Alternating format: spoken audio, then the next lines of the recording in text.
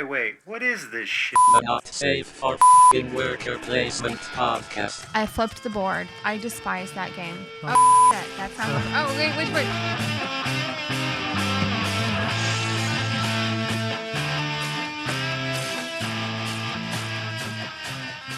Hello and welcome to the 31st episode of the Not Safe for Worker Placement podcast. Woo! A board game podcast brought to you by me, Leandra. And me, Ben. We're married and we're here to talk shit about board games. Yes, we are. And hey, contrary to what we said multiple times last episode, while we did a little bit of a live Facebook live thing and we were super nervous, this is episode 31. Like all middle-aged people / podcasts, we tried to hold on to that 29 for as long as we possibly could. Skipped right over 30. But last episode was episode 30. You probably saw that if you downloaded it. But the whole time during the episode, we called it episode 29. That was completely my fault. You'd think we'd do a little pre-production and see what number we are. Don't. So it's a possibility this is episode 33 or 4 or 2 or 28. I'm not sure, but we're going to call it episode 31. I'm pretty sure that's what it is. And we are here to talk shit about board games, babe. And let's just get this out of the way. We are not in a good mood. I don't know if you tune into podcasts, listen to people be upbeat, positive. That ain't us. But life is a motherfucker.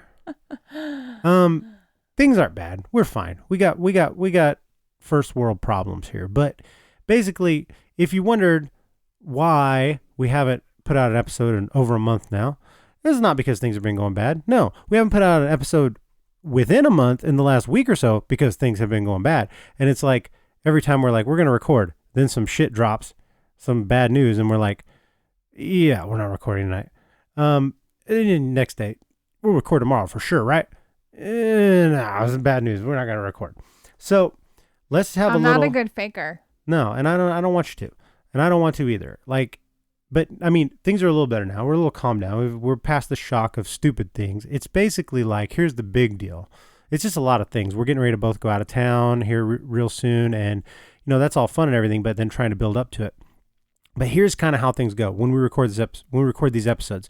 It's like we build up, we play a bunch of games because we want to have enough to talk about, right? You got to have more than 2 or 3 games to play. And sometimes I feel like when it's time to record a new episode, hey, we played like exactly 3 new games or whatever. So what are we going to talk about? Nothing, right? So let's give it another week. And then I'm like throwing games on the table and we're playing, right? But then what happens is after we get close to that month, due date where it's like, oh, we need to put an episode. Then it just becomes pressure. And the more pressure I feel, the less I feel like actually recording, right? Yes, do you feel true. the same way? Yes, it's like, very much we got to so. record because we got to get an episode out. Don't tell me what I got to do. And it goes back to that thing that I talked about a million times before about like that creativity side that I have of like, I feel like everybody's just waiting with bated breath for us to release an episode, right?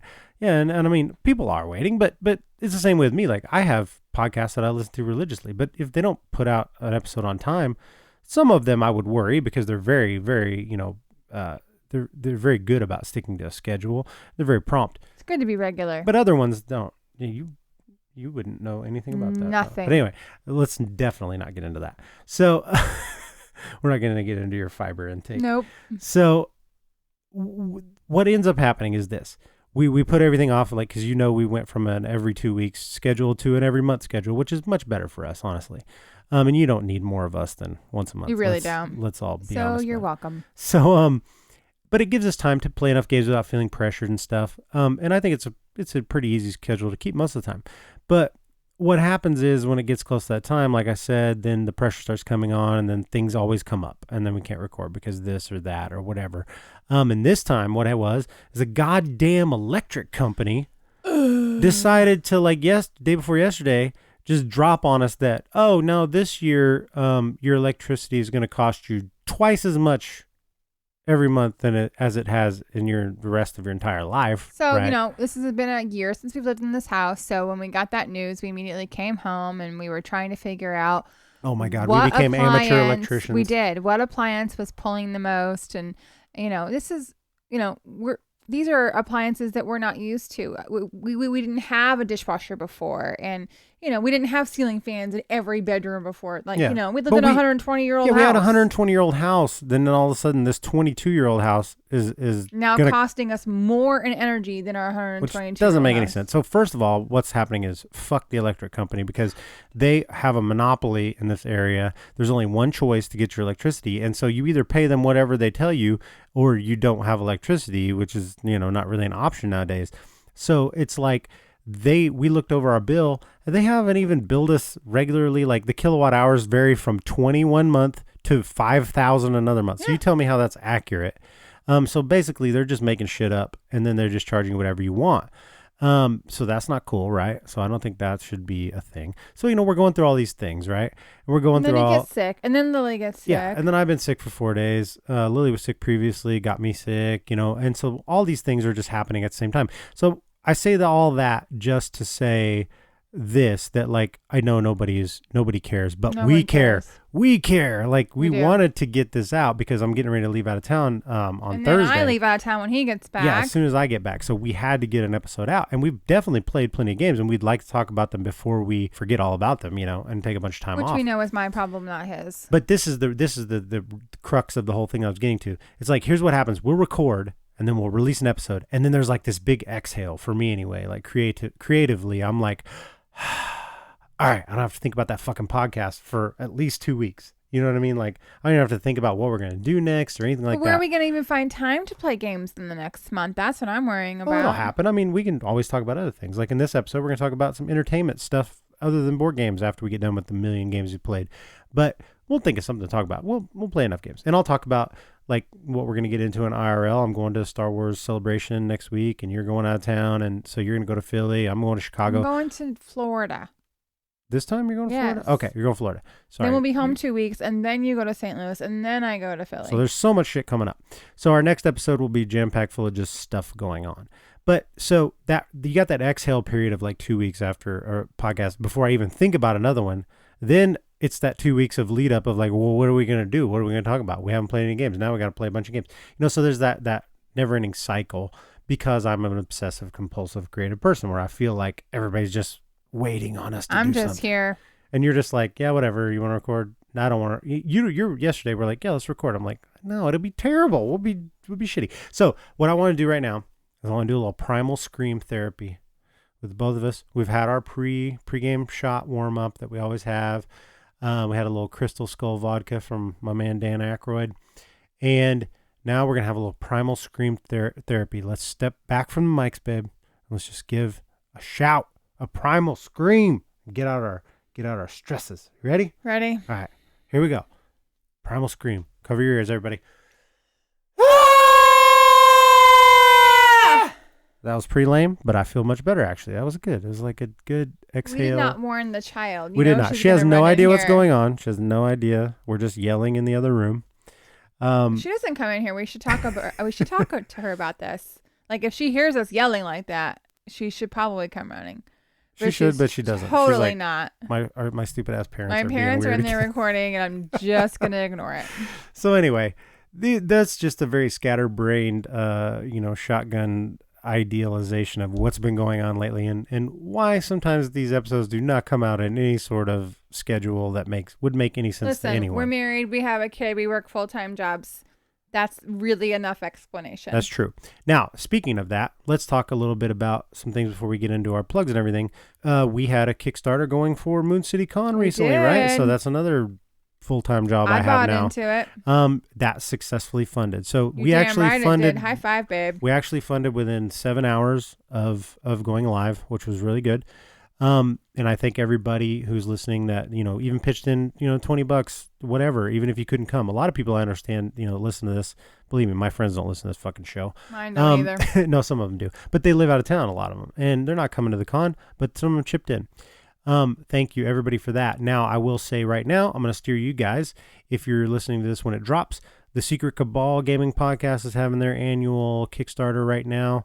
I'll say this because they've been so cool to us before we even had a podcast. Like we won like 2 contests on their show. The etymology of, that's not the right word.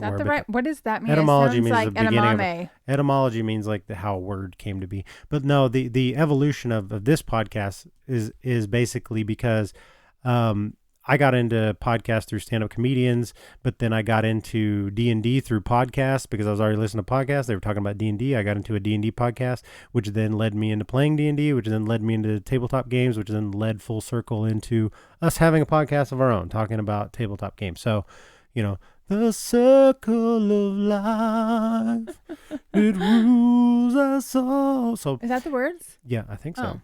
It's either it moves us all, it rules us all. I don't know. didn't join in because I didn't know the next line. Anyway, so whatever Elton John wrote in that area, you throw me off. You throw me off. Anyway, we exist basically because of other better tabletop podcasts that are out there, and just podcasts in general. So they are my favorite podcast, bar none. And Jamie is able to do this full time because people fund their Kickstarter every year. And so since we had a successful Kickstarter, I feel like and they've been so cool to us. Steve contributes to the show all the time. Jamie follows us on our social media and stuff. They've just really cool guys, and they've always been nice to us. Here's how influential they are in the board game community. True story. Like if they mention our podcast, which they have a few times on their show, we will immediately get hundreds of extra downloads. So, I mean, if you ever doubted what their reach and their influence is, and if you haven't listened to them, Secret Cabal Gaming Podcast is bar none the coolest, they have the most chemistry of any podcast, gaming or otherwise. Now that listen. I've heard. What's that? We've been married together almost 18 years. I think we have some pretty cool chemistry. But our on-air chemistry is a little rocky sometimes. Is it? Yeah, it sometimes is. I think that's, if we have anything going for us, it's that. But what I'm saying, if we had three other people. That we're rocky? No, that we do have chemistry. Oh, I hope so. But if we had three other people in here, believe me, it's a shit show. I tried to do a podcast. I've done podcasts with multiple people before, and it's hard to get a word in edgewise, especially when I'm talking. I wasn't trying to take away from the boys, but I'm just saying. So anyway, go check out the Secret Cabal Gaming Podcast Kickstarter. Kick them a few bucks. There's lots of low tier pledges that you can do. Give them a little something. I just thought that was worth shouting out to those guys. Hey, hun. Yep. How about the plugs? Let's do it. Let's plug it up. So now on to our shit, which you probably already know because you're listening to us right now.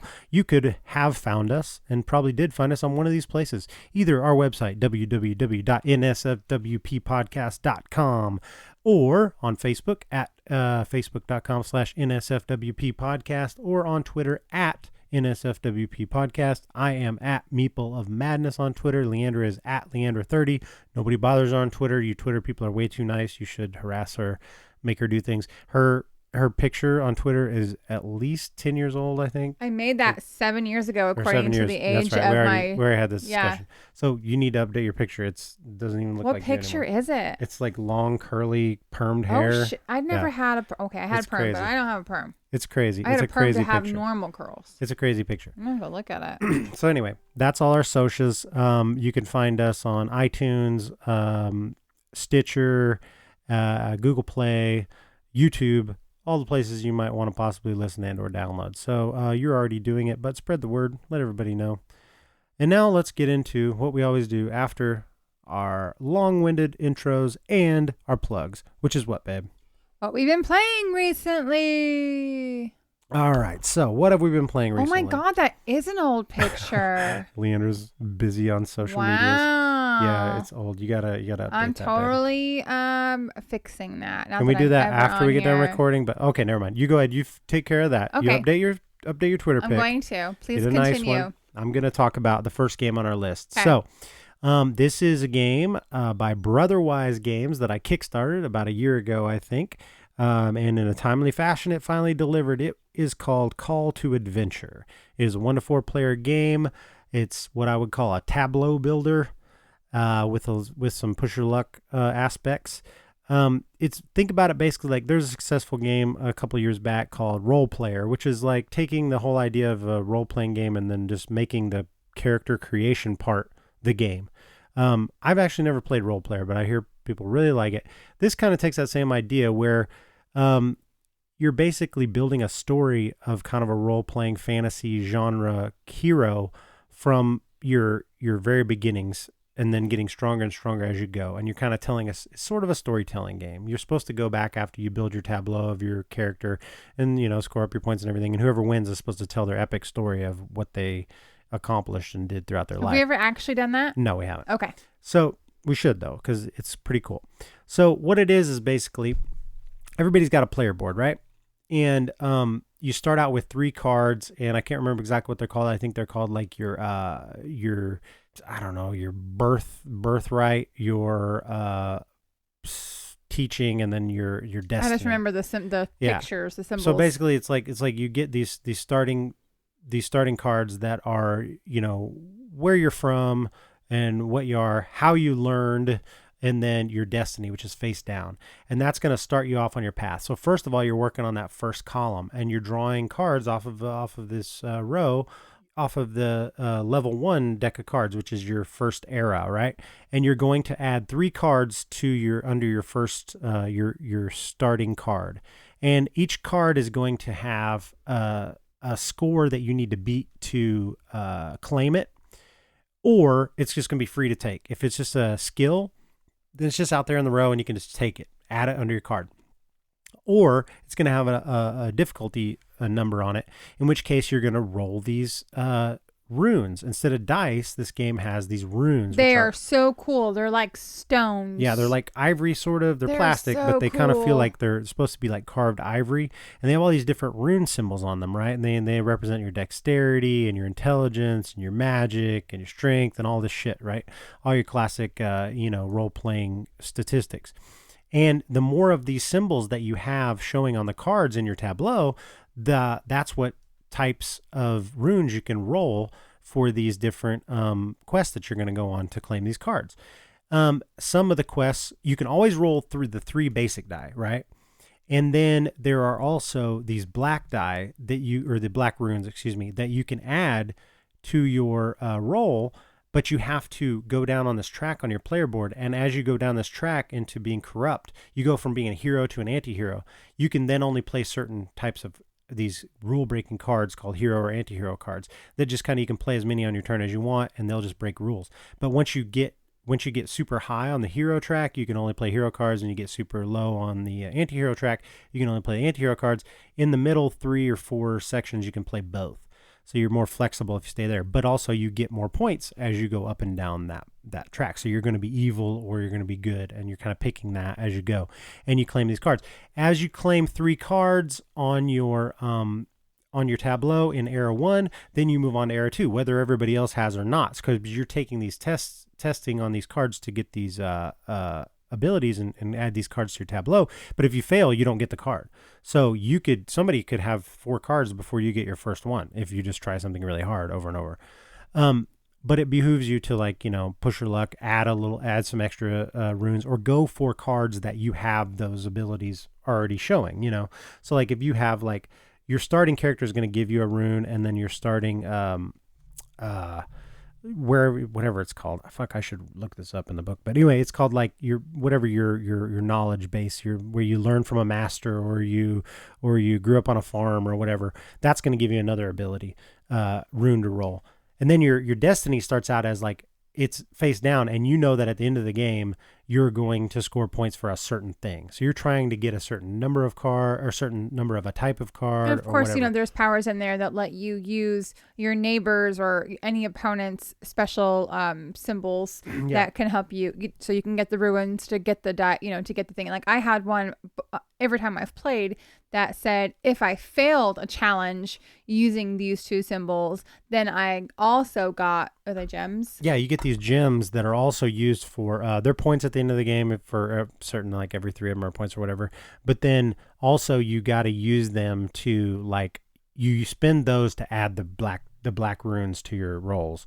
So, and also you can use them to dig through the deck of cards. So like if there's no cards out there that you like, you can do what's called journeying, which is spend one of those, and then you can flip a card. You can discard one of the cards and flip another one. You always had the ability to like journey for free. Yeah, journey for free. And I was always trying, like once you got to that 3rd level, it was way harder. So your first and second level, you're trying to just get as many symbols as you possibly can. And there's a set collection part of it too, because there's a bunch of symbols on the cards and the more of one type of symbol. So it kind of leads you, and it kind of does tell a story because it's cool because the matching symbols kind of go together. So like you had one where it was like your starting thing was that you were possibly hidden royalty, right? Yeah. And so you had the chance to become princess at one point. I totally failed and then it. you just didn't do it. And you're totally like, you failed tried it. it once and then you're like, fuck that, I'm not princess. So like you I abandoned am that princess material. you abandoned that storyline, but it would have helped you because it was a matching symbol, you know. So that was pretty cool. I really enjoyed the game. The gems are ridiculous. Gems are stupid. Like Okay, as so cool as the ruins are, the gems are ridiculous. the runes are awesome, and this is okay. So this is a Kickstarter game, right? So I mean, you get what you pay for in any game, correct? But I did pay $100 for this game because I got everything that they offered, right? But the $100 included neoprene mat, which I don't think the game even comes with a board, and it doesn't really need one. The mat's really kick ass. You don't really need a board at all. It just gives you a place to lay out the cards, which you could just do on a table. But the mat is awesome looking. It's great quality. The runes are great quality. I think everybody gets those. There's some extra cards and stuff in the Kickstarter version, but the Kickstarter version also came with an expansion that's not even out yet. So I paid for that.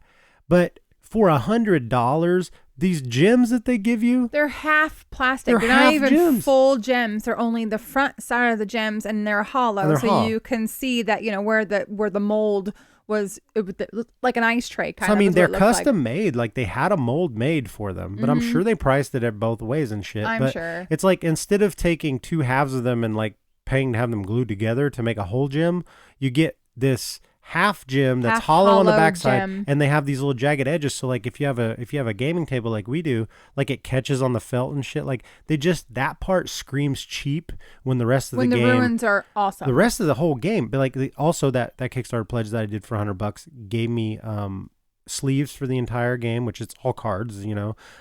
You were really excited about the sleeves because the sleeves had the back of the card on the sleeve, which they're printed. you were super excited about. But I don't understand. If they were just clear sleeves, you still would have been able to see the back of the card. That's true. I really don't know why But that's you cool. were so excited. But it is cool. They're doing that now. I mean, it's because I think it's even more bright. It's even more vibrant than the cards themselves. Sure. Just that shiny plastic, Yeah. you know. But they do look cool. I mean, I'm not going to deny it. Like, because I was going to want to sleeve this game anyway. So if I could get Honey, the you sleeves that are sleeve every pre-printed, game. this is true.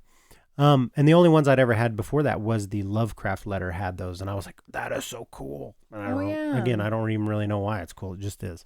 You're right. Nice quality clear sleeves would do the exact same thing. Exact same thing. And then they could have spent that money on full gems. Yes, I agree. So the one thing is now I've spent $100 on this game, and I like this game a lot. So I'll be replacing the gems with something Go to else. the Dollar Tree You know and what I get mean? some gems. Well, yeah, and I haven't found the exact right ones. I found the ones that are half like that, and they got the adhesive backs. I think I'm just buying them and sticking them together. You know what I mean? True. Because I can't find whole ones that aren't like really expensive. Did you 'Cause they're like made how out of I glass. was actually interacting with the game and not just saying it's fun and I'd play it Damn again? right, babe. Damn right, babe. Before we started, he was like, "Yeah, it's fun and I'd play it again." That's Like, kind of really? So you're okay. gonna make fun of me like right before we start, like right before we push the record button? You're gonna tell me I suck? No, it was supposed to be a pep talk, but How was that a backfired pep on me. talk? That was it telling me I suck talk. No, it wasn't telling you suck. It just telling you not to fall back into old habits. Listen, if I don't remember the game, I don't have anything to say besides it was fun and I play it again. But you remember all these games. Hey, so but we're guess gonna what, talk about guys? them. So if you hear me say it's just fun and I play it again, I don't remember what the fuck I'm talking about. I have no idea. That's why we're doing pre-production a little more lately, and I'm showing her pictures and be like, "You remember this game?" She's taking notes as well. I am. So because, like I said, we take a month in between. I remember them because I learned the rules and My shit. notes Tends to include the stick. mice fucking suck. I beat Ben's ass. That's usually what these notes consist Okay, then of. we want to get a little deeper than that. So, speaking of that, so let's move on from Call to Adventure from Brotherwise Games. I think it's the really mice cool. fucking suck game. When it's available in retail, you should check it out. It's fun. It's a lightweight. It's a little lighter than I kind of thought it might be. But it's also very fast playing and it's very smooth. It's a great system. And the reason that I was so excited about it was that the expansion that I pledged for is the Name of the Wind Patrick Rothfuss series licensed expansion. So it's going to come out and it's going to be cards within that book series and artwork that matches and everything. And then they announced during the Kickstarter that they got the license to the Stormlight Archives Brandon Sanderson's fantasy series, which is Like I have a tattoo from that series, one of my favorite fantasy series of all time. That'll be coming out on Kickstarter sometime pretty soon as a standalone thing. So you can get the Stormlight Archives version of Call to Adventure's gaming system, which I think is what they built. It's just a really cool system that you could plug anything into. Like they could freaking get D&D to license it, you know what I mean? And just play that game system within anything. So really good game they've done that's original and different from anything else we've pretty much played. And Leander's won both games by like a long shot. Like she's really good at the mechanics of this game. Okay. Look, I know. I was twittering. Is that what you call it? Well, let's not do that but while we're I had recording. a guy that followed me that was part of the podcast. So Oh, yeah. I wanted to follow him back. Okay. Well, you could do that, later when we're not recording probably. Oh, okay. That's probably a thing you could do. Sorry. Okay. So now, speaking of the mice suck and you beat my ass. I don't think I did beat your except ass you on didn't this game. even close. I was You didn't come even I was just close combining notes. to beating anyone. I was combining notes on this game. So in the last episode, we talked a lot about Root. And Root just won a bunch of awards at South by Southwest as Game of the Year. It's going to win a lot of Game of the Year awards. It's a really good game. Here's the thing about it. Yeah, I think it's really good. Here's the thing about it. It's not an easy game to get into. Let's say that. And so you've played it about 4 times, I think. 3 or 4 times. Last time you were okay with it. You thought it was okay. I thought it's great. I think it's a beautiful asymmetrical design about little woodland creatures, and every faction plays completely different. Problem is, I've played a different faction every single time I've played the game. So I've seen a broad swath of the game and how it plays differently and how they all interact. You've literally only played one faction multiple times. And the last game, what happened? It was horrible. I kept on getting, what is it called? Turmoil. Oh my God. So you were the Eerie, you were the birds. And it just went sideways on you, right? A 4-player game. The mouse is horrible. No, it's not the mouse. Yes, it's the Woodland mice. Alliance. The it's mice It's all. The Okay. damn raccoon didn't mess with me at all. Steven minded his own damn business. And he won the game. The mice were up our asses. They are so overpowered. They don't have to fight you at all. They can go to your spot and say, fuck you, and flip you off the board. There's no fighting involved. There's no dice rolling involved. There's no nothing. We've said the F-bomb a lot in this series, in this episode already. So it's the mice and all the other symbols on the board. It's the everybody that's not a raccoon or a cat or a bird. It's all the other little critters. The little thingies were mice. Yeah, they are. But it's the Woodland Alliance. So that's the name of the faction. Okay. So when you say the mice, that's not a faction. Nobody would know what that is if they played the game. Yes, they would know. because the Anyway, miniatures are mice. So here's the thing. You've played the birds. The birds are programming. The more people that are playing, I think the harder they become to play. In a 2-player game, you can kind of figure out what's going on because you only got one person to contend with, right? But here's the thing. You and LaToya were fighting each other. She was the Marquita cat. You guys were fighting each other way more than I fought anybody in the game. You guys were back and forth fighting. Nobody had a problem with that. You guys were fine with that. But as soon as it was a fair fight. You come in and you're like, no, fuck you, and you just flip us off the board. It's 3 steps to do what I did. The problem is you guys hadn't seen them before. This is the thing about this game. You have to have played a game with at least all 4 of the base factions involved so you can see how they work. Because the thing about the Woodland Alliance playing them is, yeah, they're very powerful, but they take a long time to get going. And there's lots of stuff you can do to stop them from getting going. Once they do get going, though, they're very powerful. If you just let them do anything, which is exactly what you guys did. We didn't know. I didn't. Yeah, I told you, but you didn't realize. If that's the way that goes, then everyone would be doing would be focusing on the Woodland faction and Woodland Alliance. The mice and making sure that they don't get established. That's all anyone would be doing. If everyone who knew how to play knew how powerful they were, they would only be making sure that they didn't get established. That's it. Nothing else would be happening. No, well, yes, that is true. Leandra, okay, let's just ease off the gas there because believe me, they have played tested. Ease off the gas. Well, what you're saying is like you figured it out by seeing them played one game by me with people who didn't know how to play the game, that the game is broken and that they didn't do any play testing or anything. No, there's plenty of ways to do it. It's just that this is just my opinion. Yeah, I know, but I'm saying, you're saying there's no other way that it could happen. I'm telling you, we don't have enough experience to say that. And I'm saying there definitely is, but by the time you guys started seeing what I could do, it was too late. And I didn't even win the damn game because Steven was playing the Vagabond and was going around. Vagabond is super overpowered too. He seems super weak. That's what's crazy about him. He's one dude. Everybody else has 20 plus miniatures or whatever. And the little trash panda is running around as one little guy. I'm sorry, but no one's going to know about the trash panda. What's the actual name? Oh, it's the Vagabond. Okay. So the trash panda doesn't seem like he can do anything. Meanwhile, he's scoring points all the time, constantly. And he doesn't even have to fight. And he fought me for no reason. So it was down to between us. But meanwhile, while you guys were all freaking out that the Woodland Alliance was running away with it, the freaking Vagabond wins the game, you know? So you said at the end of that game that was the last time you were ever going to play Root. Do you think that's accurate? Yes. It's not accurate because I'm going to make you play again. No, you can't. But you don't want to play the birds anymore for a while, at least, right? Because it's literally you've only played 1/4 of the actual whole game. The beauty of that game is this, like every time you play a different faction, it's a different game. You're literally playing different stuff. You're doing different things the whole game. So would you like to try the Woodland Alliance and be the super powerful one that you say nobody could ever beat? No, because then if I lose, I'll be really freaking pissed off. Let's just not even go there. Wait, freaking? I'm tired. I said the F-bomb a lot. Well, I'm editing it, so do you think I'm going to care? No. So anyway. Just saying. So that's, I think Root's great. I get it. If I played the same faction over and over, I probably would get burned out on it too. Especially the freaking birds. They look hard.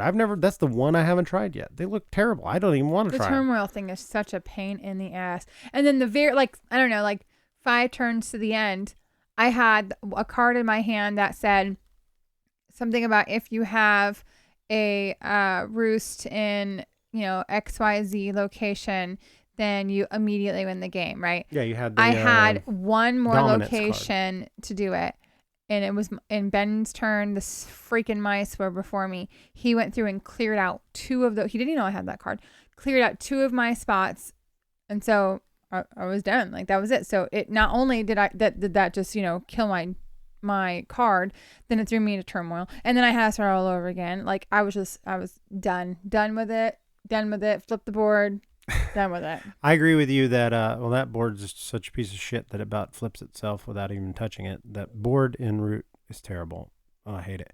But anyway, the Woodland Alliance has the same thing as Turmoil. It's like if someone they put down these but he deserves that, these base camp things, and if anybody gets it off the board, during a fight or whatever, oh God, you got to lose everything you've set up. So you're basically it's worse than Turmoil. You had to do that twice. I did that 10 to every other turn. I was turmoiling. That's what I'm saying. But if people do that to you, then it's even worse than the Turmoil. So it does have a big setback built in. But that's why both those do, because they're both very powerful factions. They just have that setback built in. So, but the thing with the birds is it's inevitable. I got no roots.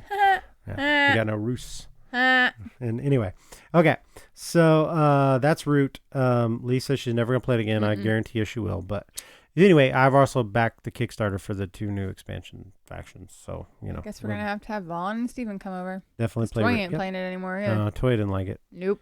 Which is weird. I thought she would. Okay, so that's it for Root. Second opinion. I think you paid it maybe 4 times now. You really need to try some other faction. You really need to stop telling me what to do. Okay, I will. You tell me what to do. I'll just sit back and relax. Okay, well, I hope not, because I don't know how to pronounce the next 2 games. Oh, what's that? Huh? I'm following your lead. Let me look see if I can. I can't read my own writing. I'm following, but okay. So we went down to Branson, Missouri, which you probably heard of before if you have grandparents that go on vacation. Home of the hillbilly capital of the world. Now Branson has Silver Dollar City, and it's it's the probably the biggest tourist attraction around our area. Has to be, absolutely. Which is dumb, but I hate Branson normally. I love Branson. But Branson has got something cool now. They have a board game cafe that opened up. The Branson Board Game Cafe. I can't believe that's where it happened, but right down by the Branson I was Landing. skeptical. I was like, what would happen in Branson that would be cool that I would ever want to go do? Oh, well, turns out there's a board game cafe, and we went, and it is cool. It is. It is really cool. Les and Eli. Les is the owner. Eli is his son. Yep. They I forget where they said I think they came from somewhere up by Kansas City. And He's it's retired. his retirement dream to open a board game cafe. And this is not like what I worried was. I saw pictures which were promising and stuff, but you just never know. Like we're board games. I am a board game snob, so I wondered what will this board game cafe in Branson be like. Life and Monopoly. They do have that. And actually, what's weird is that gets played a lot there. Mm-hmm. But he also has all the games. I mean, he's probably got a good 1,000 games in there. That's just a guess. I'm saying it's got to be close to that. He's got a ton of games. He's got Kickstarter versions of everything you can imagine. If it was on Kickstarter and he's got it, he's got that full version out there free to play. He's got games for sale. He's got games for sale. He's got all the new stuff. He just has a really good library. Mm-hmm. So, and what you do is you pay $5 a person, and then you buy whatever food and stuff you want. You can play for as long as you want after that. So he's got cafe food, snacks, sodas, no alcohol or anything like that. Nope. But and the play space is good. Tables maybe a little small. Mm-hmm. That's one thing I could say. But they do have a like a private room area that you don't have to book unless there's a party already booked in there. You can just go in there, and they do have the bigger round tables. But he's got kind of like restaurant, two toppers, I guess you'd call them. There may be a couple of bigger ones, but we set a table that was enough for two players. Well, but I wanted any to more survive than the window. that, So that's any why. more than that, it wouldn't have been anything. So we played a couple of games there, and we were going to play a lot more, only we got called back because this kid got sick, and we immediately had to drive an hour. That's the problem for us. An hour and a half there to spend an hour and a half to turn and drive another hour and a half. Yeah, so we planned on spending the whole day, there and going to the landing and just hanging out and going having lunch. We were kidless. She was spending the night We somewhere. were having a date. Yeah, we just got there. We played 1.5 games, and then we got No. this call that, Lily's running a fever and she's dying. So, okay, we'll be right there. She really doesn't get sick very often, and she called crying because her head hurt so bad. We're like, crap, wrap it up. Let's go. So we played, what was the first game we played there, babe? Why don't you give this one a shot? No, Never mind, I'll do it. There's no reason you need to try. So it's called Saikatsu. There you go. I had played this game last year, I think. Maybe the first game I played at Geekway to the West in St. Louis. We usually start out that con. We'll all, everybody will kind of show up and be trying to get warmed up. And we usually play something light. And I think that 4 of us friends, we played this game there. And I thought, this is a cool game. Very light. It's very light. And you saw the artwork, which it's you're so drawn pretty. to. So it's I guess Saikatsu is a Japanese title. is, I don't yeah. know what that means. I mean, that's what it sounds. That's what it looks like. It's like it is. Got to be Japanese, but it's also the theme of it is birds, right? And in a garden, basically. And so what you're doing is it couldn't be simpler, but it's also a very clever game. It's a 2 to 4 player game. I think it's best. I played it with 4, and it was fun. But I think it's best since it is such a quick, light game. Fun with just the 2 two of player, us. I think, is the best way to play this game. Because, like I said, I remember playing with 4 player, and it was good. But 2 players is so fast, you could play multiple games if you wanted. And all you're doing is, on your turn, you reach into a bag, you pull out these really cool, chunky ceramic, or they may be like Bakelite tiles, and they've got beautiful printed artwork on them of these birds. They're either going to have a certain kind of bird of a color, a species of bird that is a certain color, with the flowers. with a different kind of flower surrounding that round tile. Or there's a couple of them that are koi tiles, which are just wild. But what you're trying to do is, on your turn during the game, you're playing those tiles to connect to other birds of the same color in order to score that many points during the game. So if I lay a blue bird adjacent to a bunch of other bluebirds, then for every bluebird that's touching that one on this board, collectively, yep. I am going to score that many points. So say I connect to 4 bluebirds, then I score 4 points immediately. But also what I'm trying to do is from the perspective of my board. It's a hex board, and you sit at a certain side of it, and you're looking at your perspective of the board. And at the end of the game, that's when the flowers that surround the birds on the tiles come into play, because you're looking to have the most of that type in a row on each row from your perspective of the board. So I'm looking at this perspective going, north and south for me. I'm looking at straight lines all the way from the left side of the board to the right side of the board from my perspective, and Lee's looking at everything from the left side to the right side of the board from her perspective.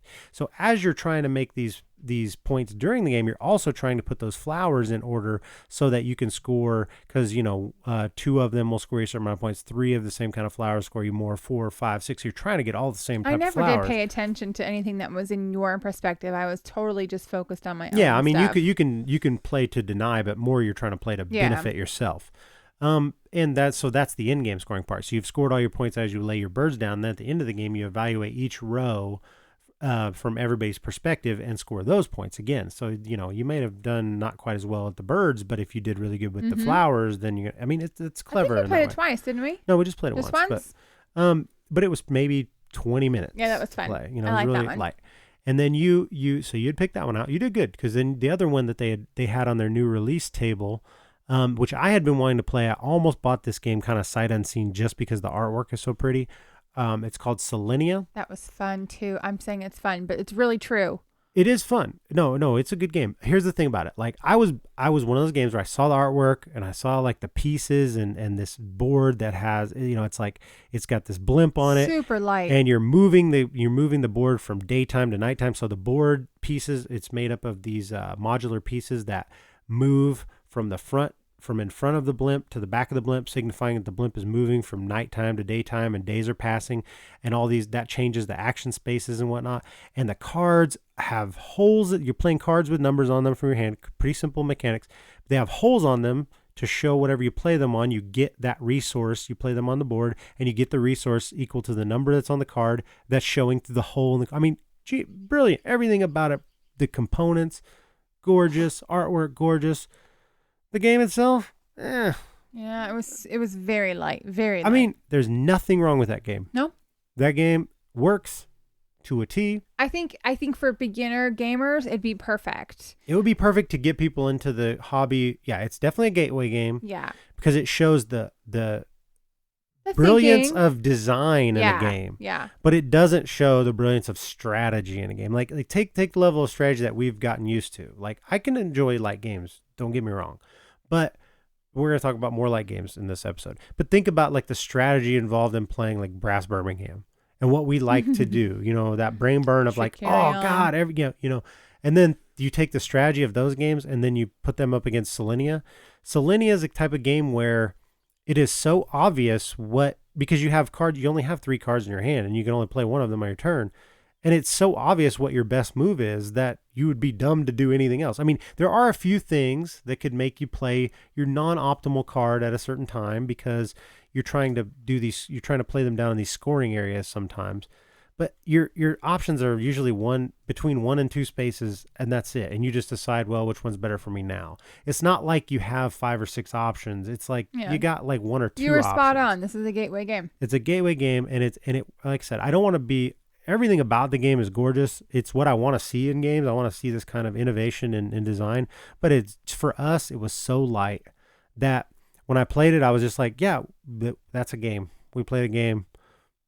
Nothing to criticize it about except for it kind of played itself. It was like you'd have to be dumb to make a suboptimal decision. And that's borne out by the score because you won by 1 point, I think. Mm-hmm. It's like I don't think no matter how many, as long as everybody has is of the same gaming aptitude, then the scores are always going to be tied or right at one because it's that tight.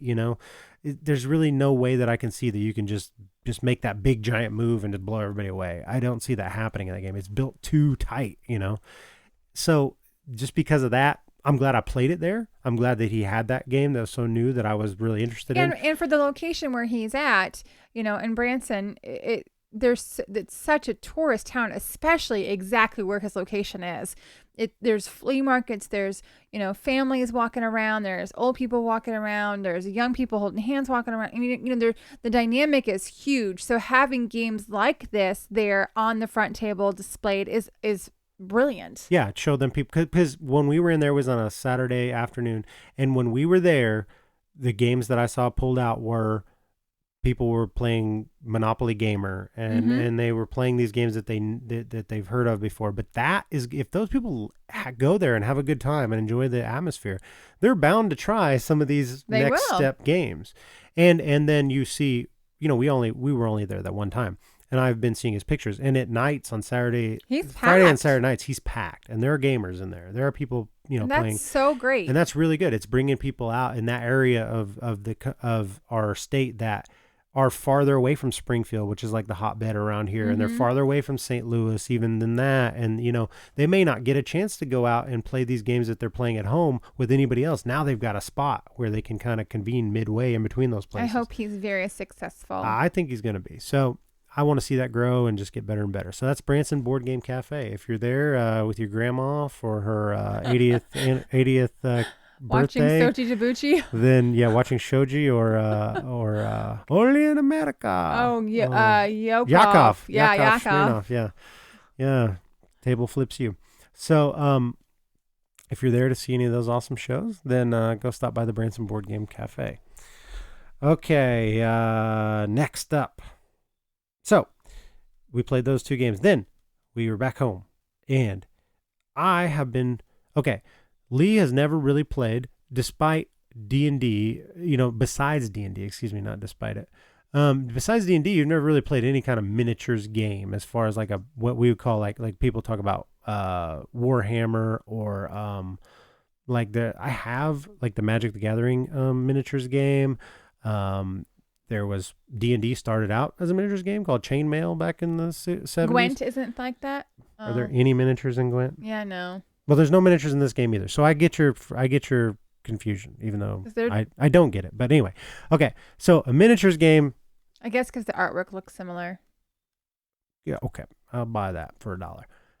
The game we're talking about is Warhammer Disc Wars. So I said all that miniatures bullshit to say that this is a miniatures game without miniatures. It was Fantasy Flight Games' attempt to use the Warhammer franchise without getting into making a big giant miniatures game, because that was already a thing. I love the idea of Warhammer. Never wanted to have 300 miniatures that I needed to paint just to have one army. Never wanted to have a giant sand table and all that shit. Never really has appealed to me. But to try to play those games did appeal to me.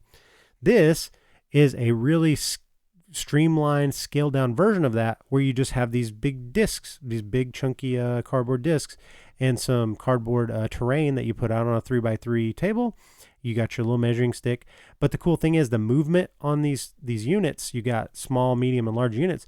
They're controlled by, instead of like normal miniatures stuff, you have to either play on a grid like D&D or use a little ruler and be like, this guy's movement is 3 inches. So then you lay a ruler down and he moves that far. We were flipping the discs. These, you flip the discs over. So if a small guy is going to obviously be slower because he's going to cover less ground as he flips over end to end across the board. Big guy is going to cover more ground, right? So therefore be more powerful. And it's got a bunch of, it's got the classic Fantasy Flight stuff where you got all these tiny little cards all over the board that are explaining shit. And there's a million keywords that you need to look up and everything. But I would say that I maybe took 10 minutes to teach this game. No, it didn't take very long at all. And you got the grasp of it. Mm-hmm. Very simple. You flip your dudes over. They do a certain amount of damage. They engage with each other either when they're ranged, and then they'll do their damage. You roll some dice, and they do damage based on whatever they roll. Wasn't there there was betting in order to see who went first and second, or no, it was card draw. Yeah, you select a card. So that was very important. Yeah, this is a pretty cool aspect of it. I like these kind of things in these games, which I don't think most miniatures games have.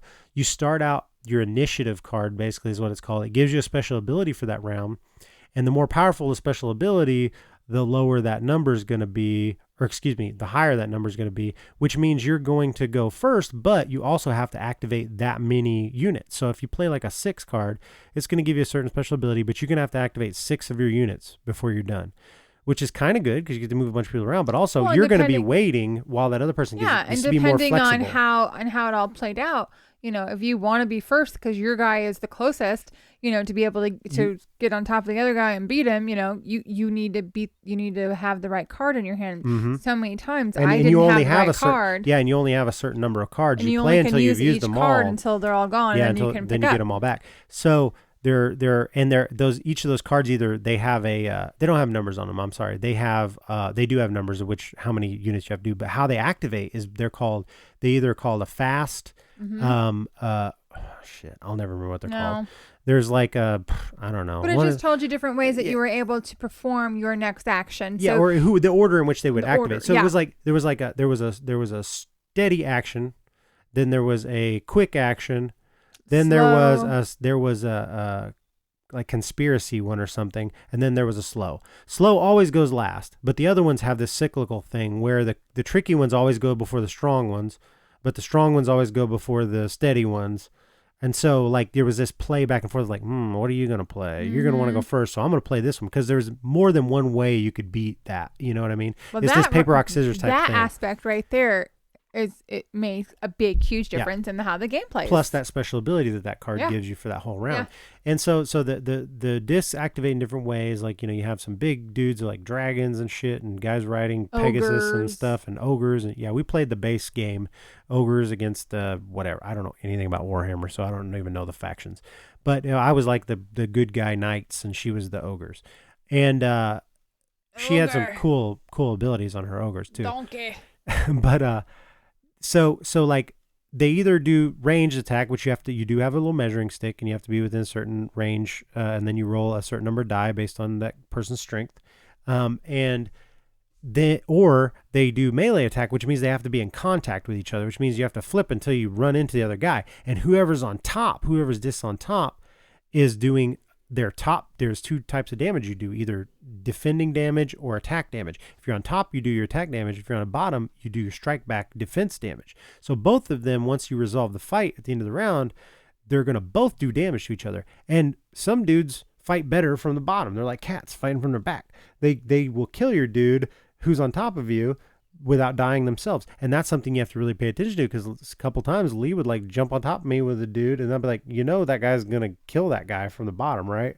And you're like, oh shit, I didn't even look at that. I was like, because you have to balance all those things. Like, you got this guy who's good, but not against this certain other kind of guy, because he fights better from a defensive perspective.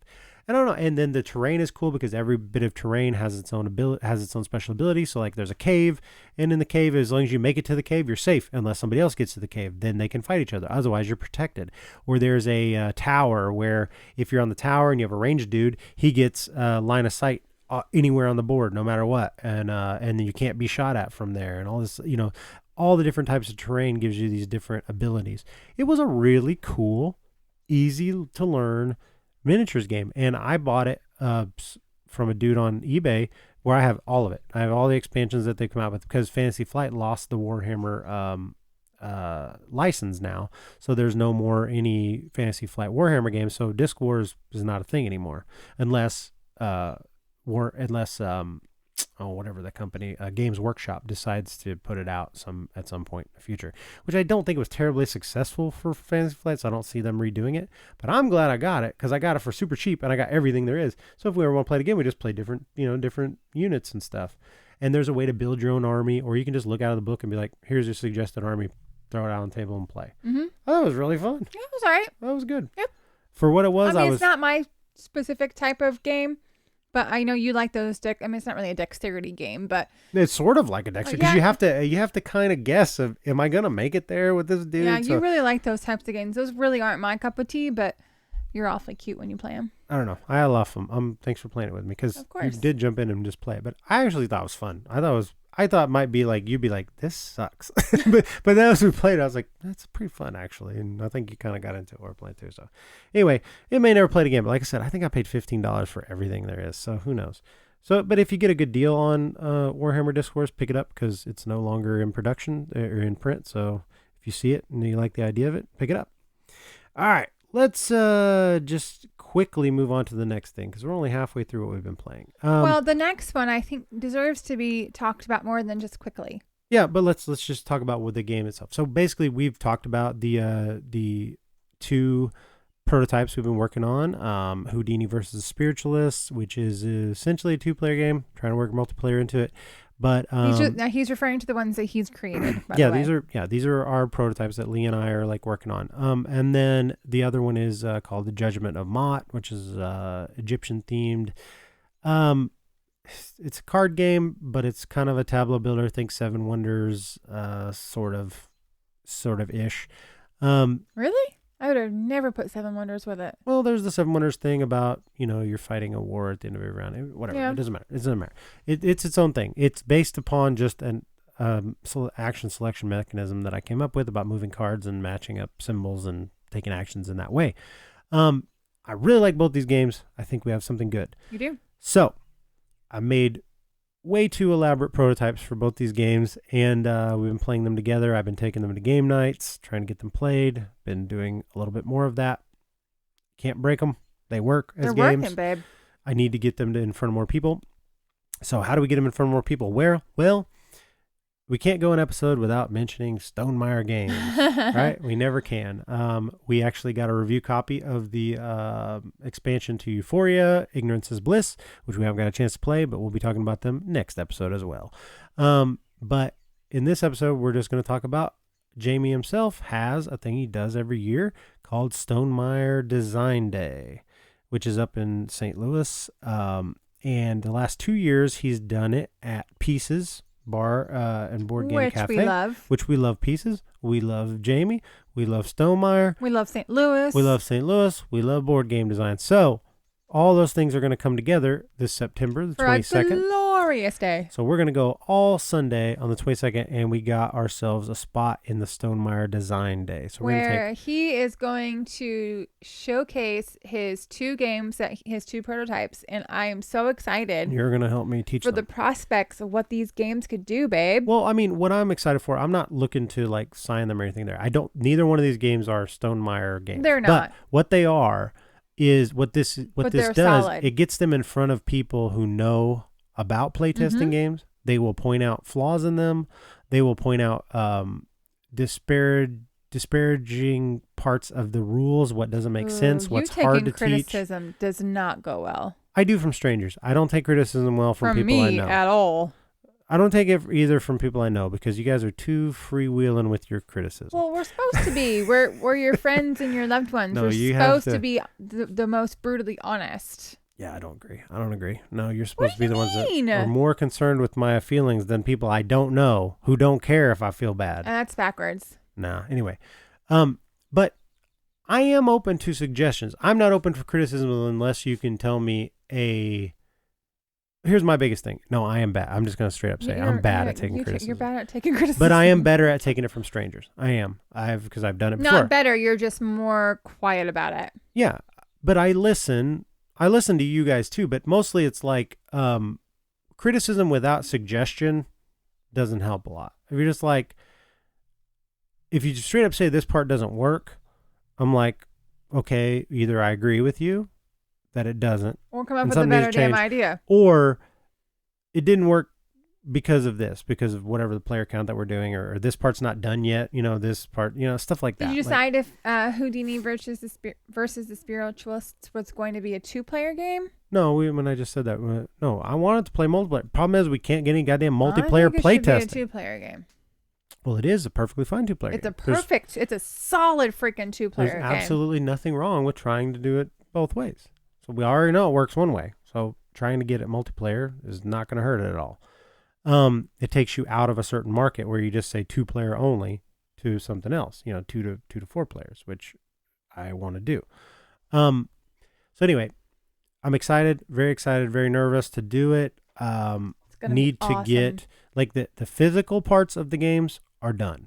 They are ready to go. It's the rule book. It's rules, and you need to get a player aid, yeah. like a one sheet, so that you can go over the rules really quickly with people and teach it fast. When we get back from our trips in May, that's just what we have to focus on. Is I am speedy typer. You just start spitting it out, and I will start typing it. Okay, so if anybody's around the St. Louis area and you want to go ahead and get a ticket to the Stonemaier Design Day. It's September 22nd at Pieces Board Game Bar and Cafe. You can probably still get tickets now, maybe. He's capping it at 100 people.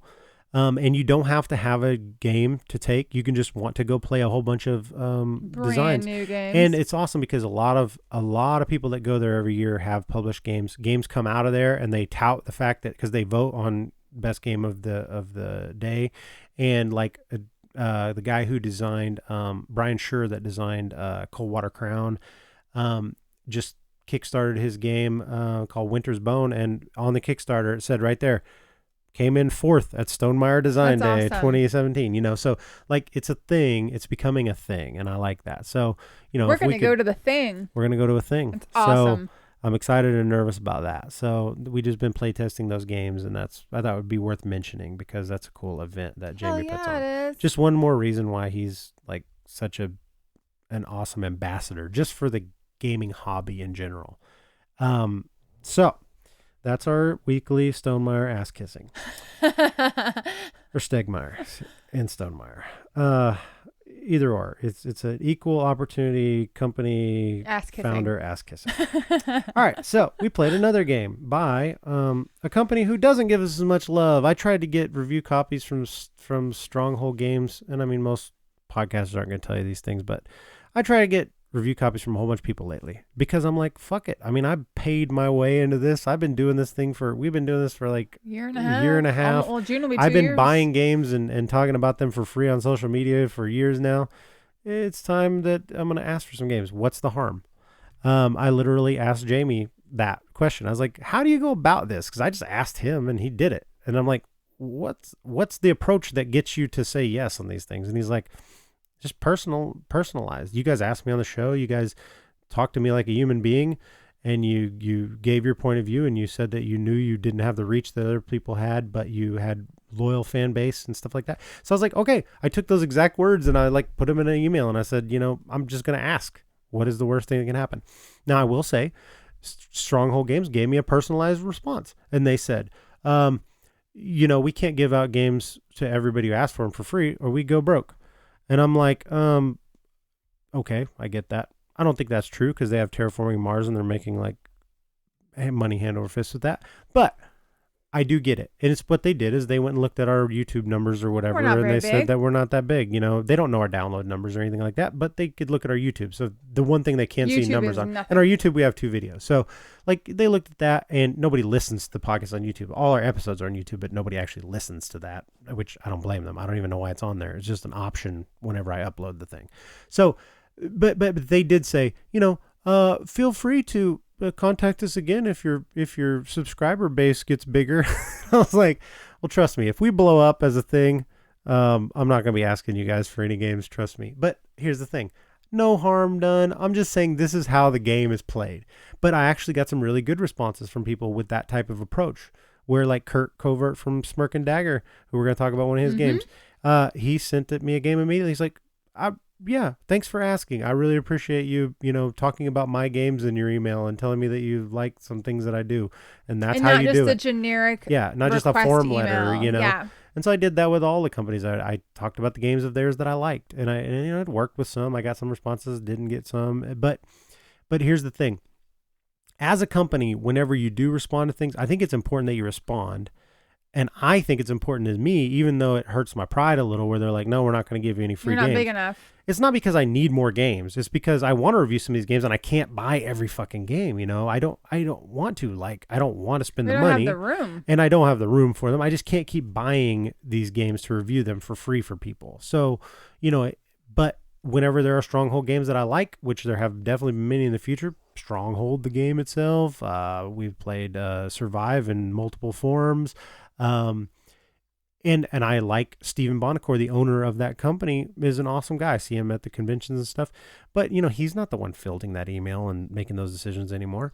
So when you make you reach out for those kind of things and you get those kind of responses, I got to remember that, well, that doesn't mean that their games suck or that the company sucks. It just means that you're not the person they're looking for.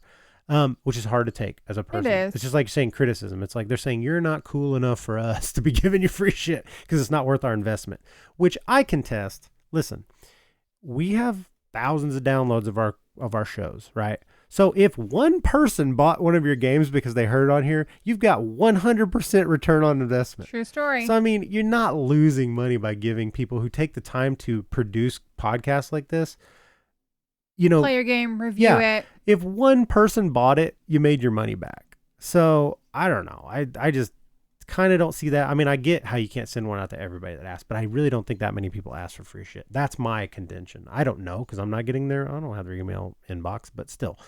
That's my contention. Speaking of all this, above and below. Oh yeah, That yeah, whole Red Raven story. Games. Yeah, so yeah, yeah. that's kind of cool. So speaking of which, like, okay, we have this. We're getting on a tangent, but that's what we do. Sorry. So we have been longtime fans of Red Raven Games and Ryan Lockett, and you know his artwork and his games Above and Below, Empires of the Void 2, Near and Far especially. We did an entire episode devoted to Near and Far. Love it. That's one of Leander's favorite games that we have. And Islebound, I love Islebound. I love City of Iron. And I've reached out to him a couple of times through the channels that I know, which is their company website and, the contact us email and through Twitter directly asking for an interview, and never heard anything back. Cause we're such fanboys of his stuff, and I've listened to their podcast and it's just, I'm a big fan of everything. I'm a fan of the games he does the artwork for. And so I had given up on that. So I had made a tweet a long time ago about, even though Red Raven doesn't give us any love, because I'm not professional people, I don't mind ruffling feathers if they don't want to, because I'm not insulting anybody. Like, if you don't like it, and I thought maybe because I think he's religious, and I thought maybe he listened to our program, didn't think it was a good fit for him, and then I totally understood that. So I did a winky emoji. I was like, even though Red Raven doesn't give us any love, we still love this such game. We're talking about Haven, I think. And Alf Siegert has been back and forth with me, the designer of Haven, on Twitter. He seems like a really cool guy. But anyway, we weren't getting anywhere on this. That tweet went got a couple likes, but no response from Red Raven. Then, like a week ago, Mallory Lockett, which is Ryan Lockett's wife, who also co-designed Megaland with him, one of their latest releases, that was a Target exclusive game that we talked about on the show. She joined Twitter, and she had like 8 followers or something. And then I followed her, and she's like, I got to 10 followers. Thanks, these 10 people. And then she started following us. And then she goes back and looks at our tweets, and she sees this one, and she quotes it and retweets it and said, oh, we would never intentionally ignore you. What? Now I got to know, so then I said, oh, I've tried to reach out several times through, here and the website and stuff to try to get an interview, and I never heard anything back. And so she immediately DM'd me and was like, here's my work email. Get with me and we will set up an interview. Because I directed her to the episode that we did the whole entire intro about Near and Far. She tweeted that, she retweeted that link, and she's like, I'm cracking up. I got to show this to Ryan. And, so just goes to show, maybe he's not a social media guy. I don't know. He barely ever does tweet. So maybe he just doesn't see this stuff. How exciting is that? But that's very cool. So we're going to get her. And I think since Mallory is the one that reached out to us, she's also a designer. She helps run the company with him. I think we should interview both of them together and talk about that husband and wife dynamic of the company, because I think that would be really good. Husband and wife. Or sort of husband and wife Yeah. sometimes. So I think that's what we're going to do. As soon as we get back from our trips and stuff, we're going to have Mallory and Ryan Lockett on and talk some Red Raven games. Oh, that sounds like so that's fun. just from just reaching out, just being honest with people. Like if I hadn't have written that sort of side eyes, throwing some shade tweet, we never would have got that. We would have never got that. I'm glad you're all over interview. social media, babe. But so just be an asshole like me on social media, and it all works out. No, I don't know. Like I said, I don't know if I'm doing any of this right. I'm just trying to be honest, and that's what I say in my emails to everybody, and on the podcast. What we've tried to do from day one is just not be like everybody else, and try to sugarcoat everything. Talk about what's really going on and how I really feel about it, because this board game media shit, if you're on Twitter and everything, you would think it is a totally different thing than what it is. Like, we do this because we like playing games. We like to talk together for a couple hours on a podcast and have fun and joke around. And when people like it, that's kind of a kick. That's kind of a weird kick, right? It's fun. So it's fun. But people take this shit so seriously, and everybody's up on a soapbox, and everybody thinks it's a podium to speak about all of social justice and everything, which it can be. It's not. It can be that, but it's and not. I have those tendencies too, but that's not all it is. You know what I mean? Like, that's not all social media is. That's not all, a podcast is for. So it's whatever you want it to be. That's my thing. You do whatever you want. I'm fine with it. But it's becoming this certain niche thing in certain areas where it's like Twitter is, if you're on board game Twitter and a certain, like the ones I am, people I follow, I mean, you would just think all people do is get bullied all day long for everything that they say. And I'm like, I mean, I don't see it, but I guess if that's what it is for your experience, I'm not going to shit on your experience. But do you have any fun playing games anymore? Like, does that have anything to do with it? So it's just the way that you go about presenting it, what your angle is. So I said all that to say this. We played a stronghold game that I've been wanting to play for a long time. I didn't get a review copy, and here is a positive review of this game. Yes. It's called Calimala. It was a big hit like a year ago at Essen, and all I heard was about this game at Essen, and you couldn't get it in America, and blah, blah, blah, and I wanted to play it so bad because everybody said it was awesome. And then finally Stronghold brought it to America. And so I picked up a copy. Calimala is the driest Euro theme you could ever imagine. It really is. It's literally trading silk in Italy. It's back kind of in like dry, like the first version of Brass Dry. Yeah, but a little bit better looking than that, but not a whole lot. Not a whole lot. Very plain board. It's about building up your infrastructure to deliver more and more silk and to these different cities around Italy, and to build up the municipal buildings in Italy, so like the churches and the city halls and stuff like that. And all you're doing is basically, here's where the game is. The game is built on this really cool action selection mechanism. So it is designed by Fabio Lupiano.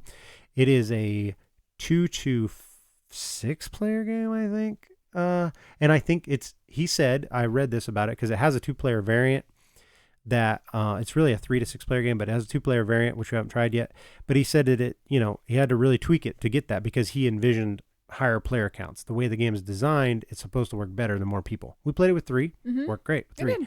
Because the whole idea of this game is you've got a 3x3 grid of actions, and you're taking these discs that you have, and you're placing them on one of these action in between these 3x3. There's 3 squares on top, 3 squares in the middle, 3 squares on the bottom. They all have different actions. They're randomized in the beginning of the game. And those are all the actions that you can take in the game. And they're just in different spots every time you play.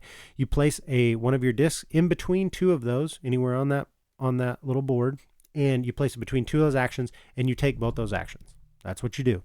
Then on subsequent turns throughout the game, as people start taking more and more actions, you can place your disc on top of a disc that someone else already placed and then take those 2 actions, right?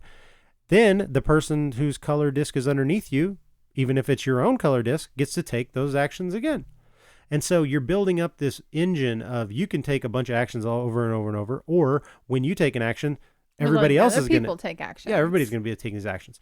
And then if you ever play and you can't play if you can't take either of the actions, but if you can't take both the actions, you just draw this card which has one of the actions in the game, and or a resource or something. It's kind of a wild card. You draw off the top of a deck, and you get what you get. But there's no limit to how many of those you can have. So if you ever can't take an action, you get this free card, right?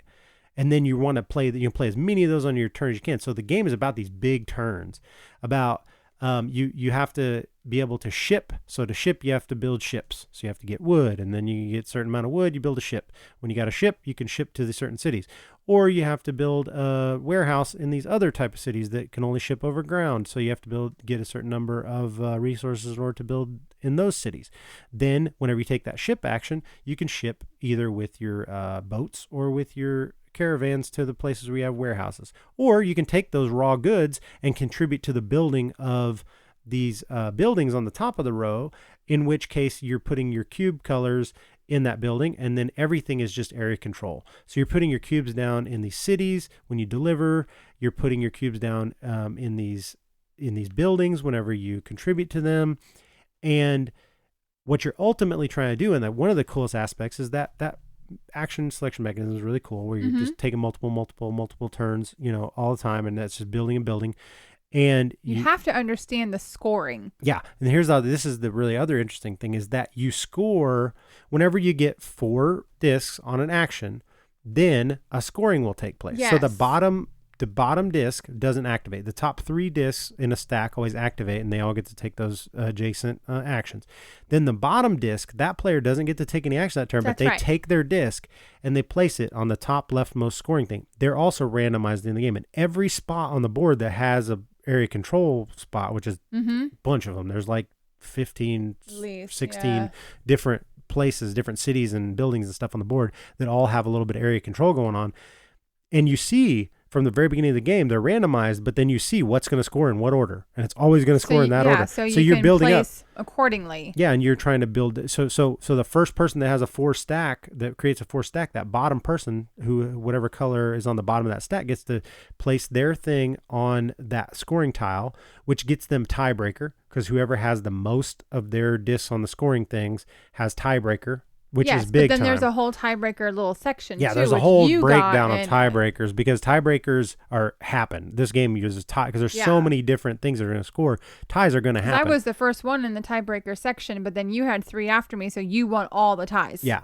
So triggering those scoring. So like what I was doing was getting in early on actions that nobody else was taking, which meant that eventually when that built up, I would be the first one to score a bunch of times, which gets you that tiebreaker.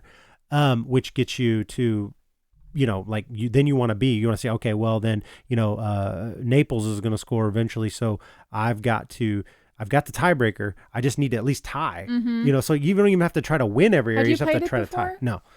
But we need to play it again. That's a really good game. Yeah, I liked it. I mean, I think I would do a lot better the second time around. It's a very complex game, but also now that we've played it, you won't have to learn it again. Yeah. It's just kind of one of those games. Once you see how it works, it's very, very mechanical, but it works upon itself. Like you're not going to forget. It's like the rules itself are very simple.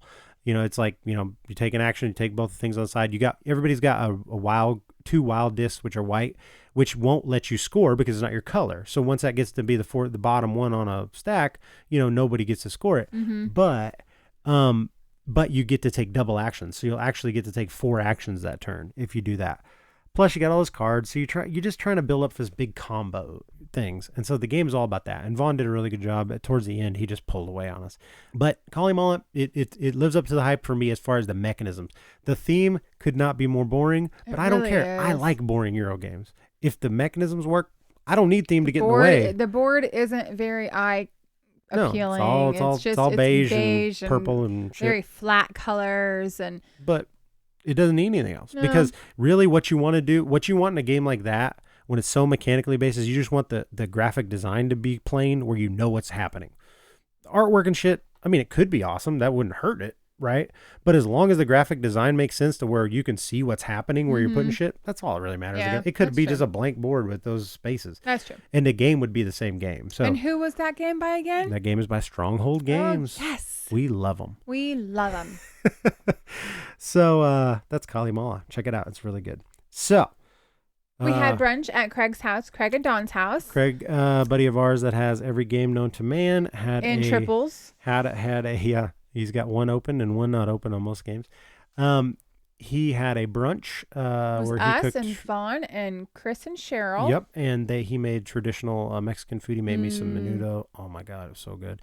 He made huevos rancheros. He made. Cheryl made the best blueberry lemonade mimosas ever. Yes, we had all kind. I mean, he made so much food; it was ridiculous. Yeah, he did. And Vaughn was 30 minutes late. He made chorizo burritos, which I couldn't eat. Everything was so good. I ate so much menudo, I literally made myself sick on Cheryl menudo. made homemade waffles. Yeah, we just had everything. But it was a gaming day. Supposedly, we got there, ate for an hour, and then played. We ended up playing 2 games. We played 2 games of Seven Wonders because we're thinking we got 7 people. We're either splitting up or we're gonna play a game. He has every game in the world, but still, there's very few games that aren't just straight up party games. And I was like, I don't want to play a party game. I want to play a game. None of the kids were there. And the kids were there, so we could play an actual game. So we played Seven Wonders, which none of us played it in a while, and we played it all wrong. But the good thing about a good game is you can play it wrong and you don't break the game. So Seven Wonders works fine, even if you don't play all the rules right. Craig tried to get us to watch a 3-minute YouTube video, and then that was going to be it. And we were playing it, and I'm like, I don't think you're supposed to be able to build the same building multiple times. Vaughn and I and got they're like, mad. Oh yeah, you can. Oh, you can. And then they're building their stuff for free, like because certain cards have these icons, and then later on you can build that one for free. They were doing it backwards. There's the icon that shows at the top of your card what you can build later on for free, but it also shows all the buildings that trigger that later down. And they were using the bottom part that shows what could possibly trigger that. Details. So they were building everything for free. And I'm like, you guys can't do that. And I'm like reading out of the rule book, and Ron's like, well, then the rule book is wrong. I was like, really? Really? Really? The rule book is wrong. You know better than Antoine Bauza. Okay. Okay, Vaughn. Simmer down. Well, I was with Vaughn. Well, you're doing it wrong. Yeah, it was working for you. I So understand of course. but that's the way we had played every other time. Well, first of all, you never played that game with Vaughn before. Second of all, you'd only ever played. Yes, I had. No, you haven't. You only played it with Tracy and Scott, and you played it twice before, and you didn't play it wrong. Regardless, because I was the one teaching you, and we played it right. So Otherwise, played the rules wrong, but didn't matter. Seven Wonders, fun fun. game. Played twice. Second time we played the rules more closer to right. But that got us thinking. Lee's like, why don't we play this game more often? I was like, because it doesn't play good with two, and we don't own it. But we do have Seven Wonders Duel. So the night after that, we came home, and I had eaten some leftover menudo, and I just got Seven Wonders out, and Lee's like, what? We're playing a game now? He stopped asking. Yeah, I just started putting games out. He just started putting games out on the kitchen table. It worked great. It works great. And he was just like, sit down. And I'm like, well, but he's like, it's already here. Just sit down. Fuck. You're like, I'm ready to go to bed. Tough shit. It's only 8:30. Sit down. So we played some Seven Wonders Duel, which we had turned out by our scorecards that were in the box. Haven't played in 3 years since it was brand new. And it's such a goddamn good game. There's no reason it should sit there. So we played it. Leander spanked me terribly by like 60 some points because I was going for. Great. I threw caution to the wind. I was either going for a military victory or a science victory, one or the other. I had no chance winning any other way, and I did not do it. I was down to the last row. I spanked his little butt cheeks. She took my one science card that I needed to win, and that was it. I was like, well, you've just won in a spectacular fashion, babe. So, like, yeah, the scorecard was crazy. It's on Instagram. It's like 65 to 20-something. It was bad. So, we haven't played it yet again, but now it's got me fired up because there's an expansion for that too. So it is a good game, but it's so simple that we like meaty games. So a good 2-player game that's built for 2 players that we could add a little bit more onto that game would be fun. So there's the Pantheon expansion, which I'm going to pick up. I feel like that one is a good meet in the middle game because I have a 9-hour-a-day sit behind a computer and use my brain all day job. And which Ben, you say every time. Ben has an 8 or 9 hour a day where he walks all day long. So he's physically wiped. My brain is just wiped. And so I feel like that's a good meet in the middle kind of game. You know, it's like it still takes a little bit of brain power, but not a whole lot. And it's still fun. You still enjoy it. I still enjoy it. It's a good meet in the middle workday game. I do. I love it. So I like both of them. I love Seven Wonders. I love to play Seven Wonders. It just doesn't work with 2 players. And Seven Wonders Duel it is a perfect 2-player version of that game. So we're going to try to get the expansion for that, and then we may talk about it a little bit more. There we go. Seven Wonders Duel. Now, another game. We said we were going to talk about some lightweight games. Well, they don't come much more lightweight than this next game, babe. What is it? Let's see how your pronunciation goes. I only have Magic written down. Oh, okay. It's Magic the Gathering, Heroes of Dominaria. This is by WizKids Games. This is designed by Rodney Thompson and a couple other dudes that I don't remember right now. They are the team that designed Lords of Waterdeep. And we've talked ad nauseum about Lords of Waterdeep in the past. One of the very best worker placement gateway games there is. Teaches that mechanism. I mean, it's still one of the best worker placement games I think Still love it. And the expansion did something for that game which made it a lot more meatier, made it more of a gamer's game even than the original base game, which for a company like that kind of was unexpected. So out of that same design team, I expected big things out of this because I like the setting of Magic the Gathering. We don't play Magic very often. We've played it several times, but I like the setting, and the artwork in Magic is phenomenal. They get the best artists in the world in that genre, to do artwork for them. So the artwork's going to be out of this world, right? So I'm thinking, I heard this announced like a year and a half, 2 years ago that they're going to make the same design team that made Lords of Waterdeep is making a Magic the Gathering Euro board game. I'm like, fuck yeah, it's going to be good. So it comes out. And it doesn't look great. I'll say that. Like the board is kind of plain looking. Vibrant. Yeah. The colors are vibrant. It's better on the table and it doesn't show up good in pictures, I don't think. Pictures don't do it justice. The pieces are kind of weird. Pieces are weird. It's got this. So the idea of it is it's not a worker placement game. It's an action selection game in the way of it kind of borrows a few things from Scythe and Terra Mystica, where you've got this board that's covered up with pieces at the start of your of the game, and then you're going to gather resources and put those pieces out with those resources throughout the game. Those particular pieces in this game are more planeswalkers. So that's the first thing you have is you start out with 1 or 2 in a 2-player game, and you can potentially get 4 throughout the game. So those are covering up spots on your board. Also, you have these big tall cylinders called monoliths, which Fun are name. monoliths instead of monoliths. So they're these things that are like representing ancient structures that allow you to pull mana every turn. Then you have these ley lines, which are just these. They're just the standard Euro game wood road, like from Catan. And you've got a certain number of those laying on your board, and you're going to put those out in order to collect mana from spaces that you're not standing on. And then the bottom thing is a row of stuff that you're actually going to put stuff on instead of take stuff off of. So as you defeat the foe that's in the game, which is called the Cabal, as you defeat them, you're going to place that on the board. And all these things, you're as you reveal them, you're going to be getting extra resources and actions and quests and revealing points that you'll then get at the end of the game. And how you go about doing that is on the board, there's just a bunch of areas, and every area has a certain type of mana. There's blue, green, black, white, red, and I think that's it. Yeah. Mana. So there's 6 different kinds of mana. Plus there are then the Cabal tokens, and there are artifact tokens that can be placed out. So every turn, you're going to seed the board with some one type of mana. Every spot of that color is going to get mana. And then also sometimes those artifact tokens will get placed out, or the Cabal tokens will get placed out.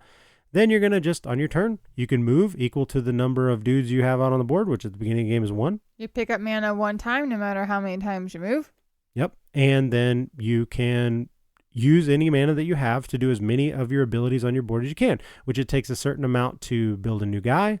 And I don't remember, I don't have it in front of me. So you like need... It's like 4 to build a new dude. Yeah, and you need, I think that is, what color mana White. is that? White mana is 4 white mana to get a new guy out on the 2 board. 2 black mana to beat a dude. To beat a 5 Cabal. red mana to build a building. 4. It's 4 red mana to build 4 a building. to build a building, yeah. 2 green mana to build a ley line. 3 blue to get a quest. 3 blue to get a quest. That's what they do. So No, an artifact. Artifact, yeah.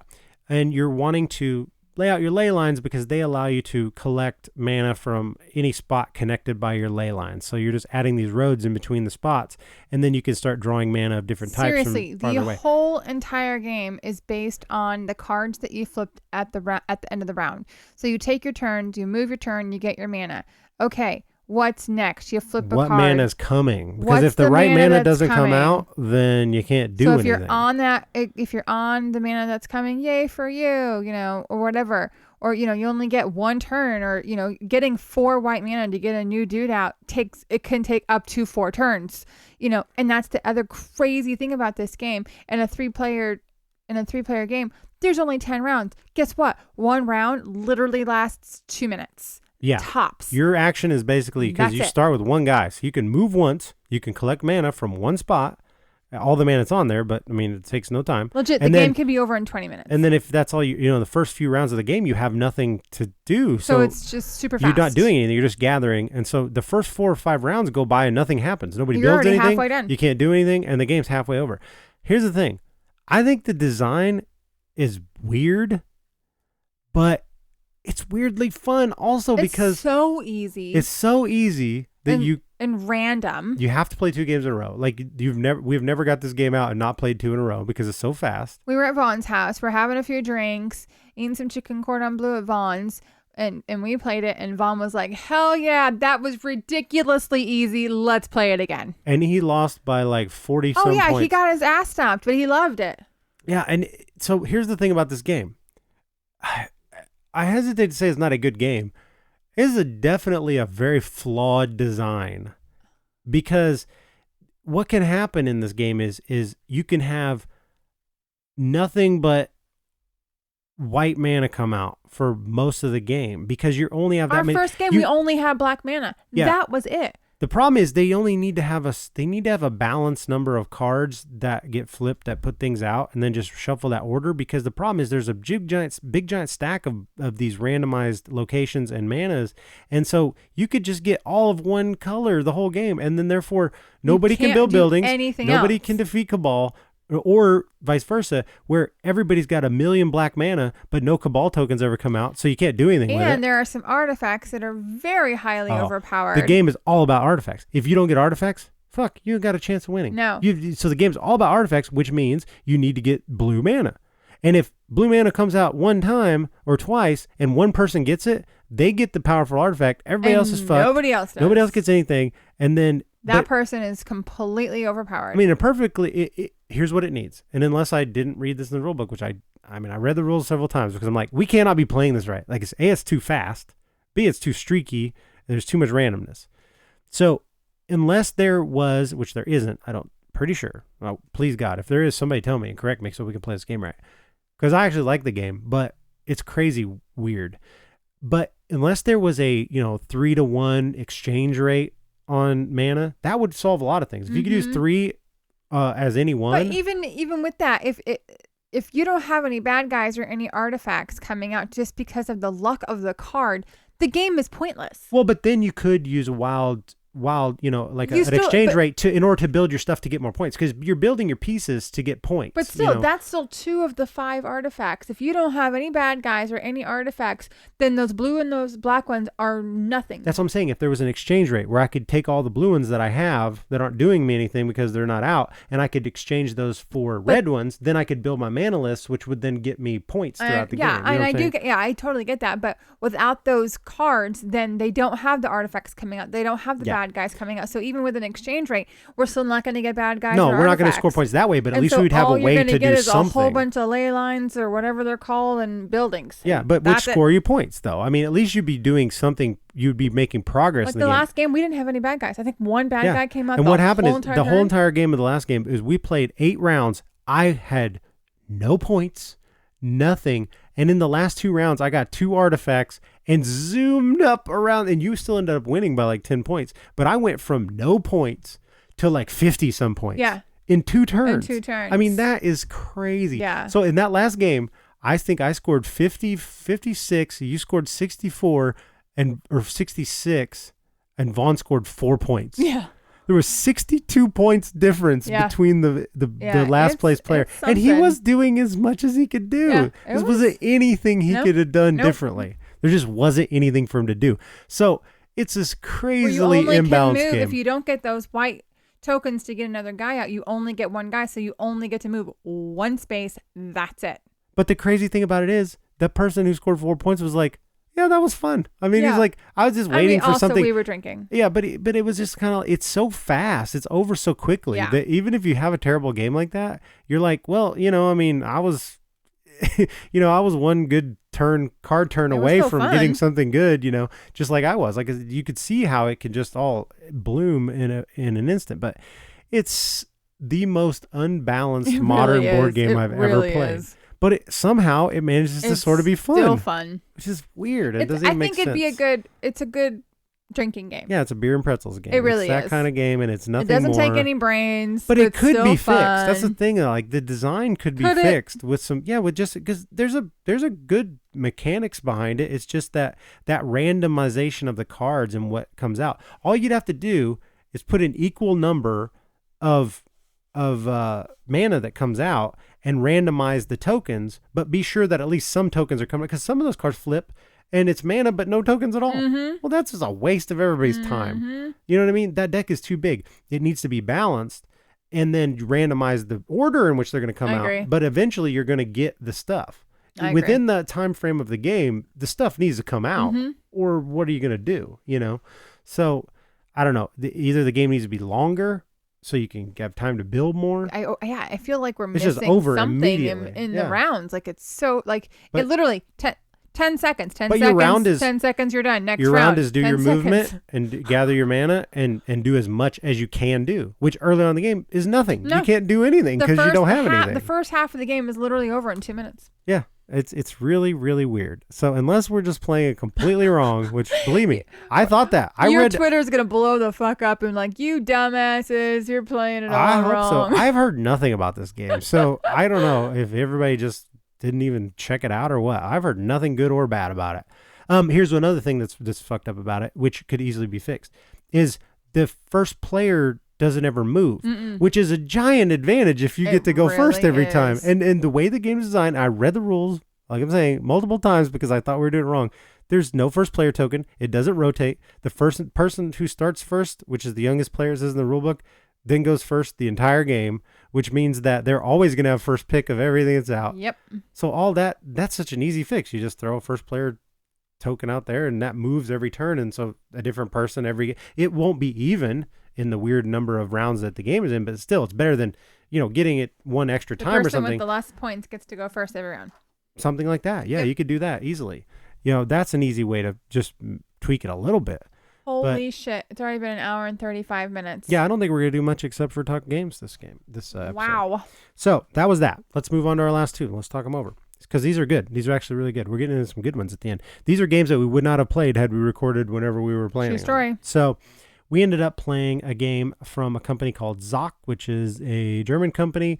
And we only ended up playing this game. I only ended up getting this game because I'm such a giant fan, and we are as a family, of Dixit and Mysterium, and to a lesser extent, When I Dream. Games that basically are played off of cool artwork cards. That Dixit style of these abstract, weird artwork cards.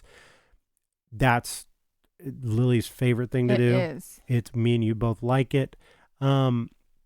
Mysterium and Dixit are perennial games that will get played all the time around here.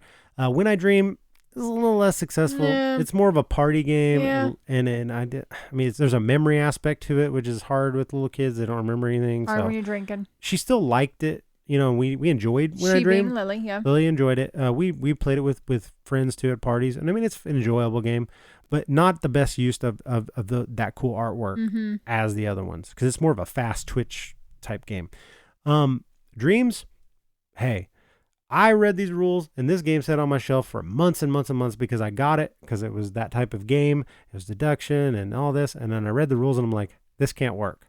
I think I just bought a game that there's no way this can work as a game, because here's the game. You've got a mat. Oval. You got an oval mat of this night sky. It's got some stars, some nice artwork. It's just like a starry night sky.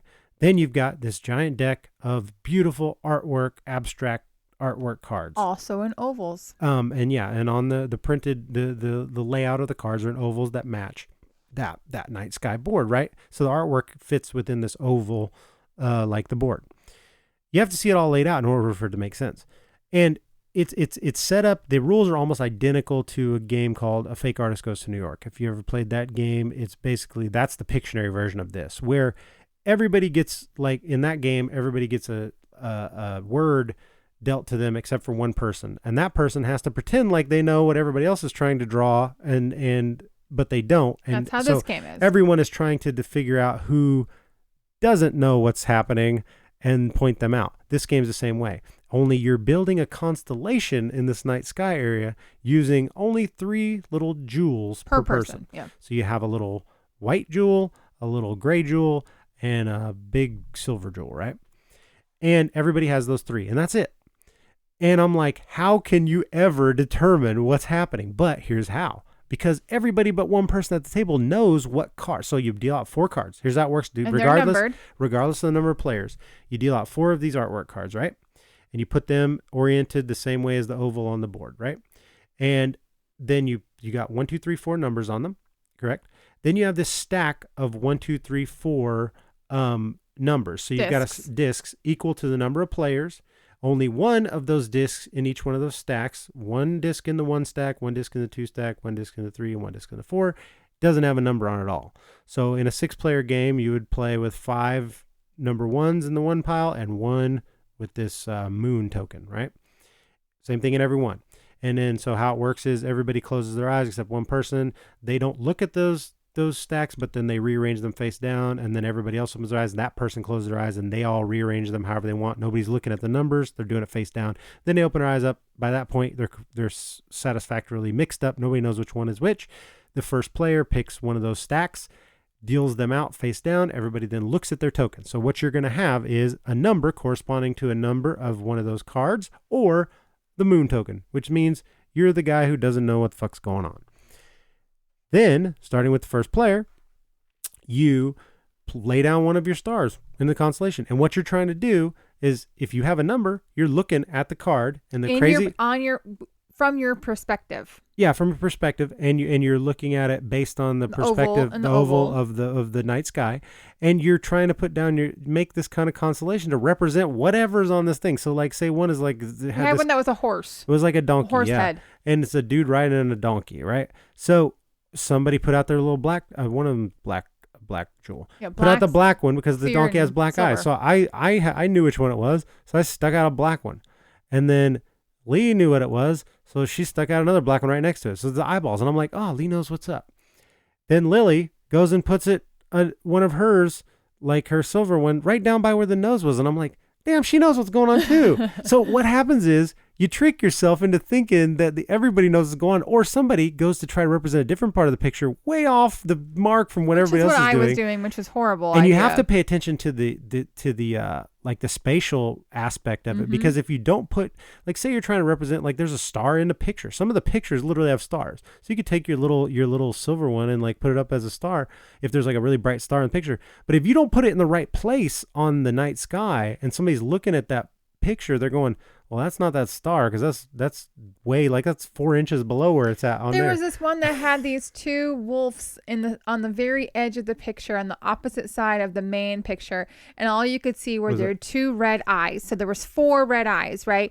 I put 2 of my jewels over on that side to represent their eyes, and I think, are you the one that had the number for that? Yeah, I did. But Lily also knew which card it was. So that's the other thing. If you're the person who doesn't know, but you can figure out what they're trying to represent, then you just go and do that. But Ben couldn't figure, like, I didn't know what the hell you were trying to do. What are you doing? And it was like the eyes. Like, after it was over, he's like, well, where are those for? It's like, they're eyes. You can see the eyes on this side of the oval. You know? The beauty of it was Lily was playing it so perfectly, because she was like, oh, she blew us away in that game. She was like, yeah, Mom has no idea what's going on. Even though she didn't know, she knew what I was doing.